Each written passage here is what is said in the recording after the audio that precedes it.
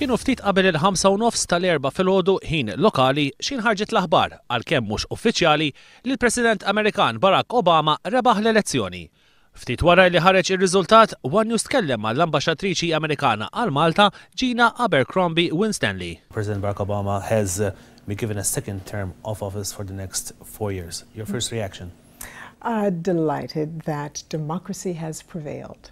The American people have experienced a very long, very hard-fought campaign. Dwar id-diskors tar-rebħa li għamel Barack Obama, l-Ambaxxatriċi tgħid li ħareġ ċar il-messaġġ li l-poplu ivvota favur il-valuri tagħhom u mhux għall-politiċi. The reality is when you're voting for President of the United States, it's not about the politics, and it really is about the vision and the need to try and find someone that is going to lead the country in the way that reflects American values and traditions. Kellimna wkoll magħha dwar il-kwistjoni tal-immigrazzjoni irregolari f'pajjiżna, bl-Ambaxxatriċi tgħid li Malta tista' tagħmel iżjed fejn jidħol l-integrazzjoni ta' refuġjati fis-soċjetà. We respect the role that Malta plays. We think that it's important and indeed that Malta can do even more as far as helping those who are staying in Malta integrate and become productive and welcome members of society. L-intervista sħiħa mal-Ambaxxatriċi Amerikana għal Malta se tixxandar il-ħamis filgħodu fil-Breakfast News.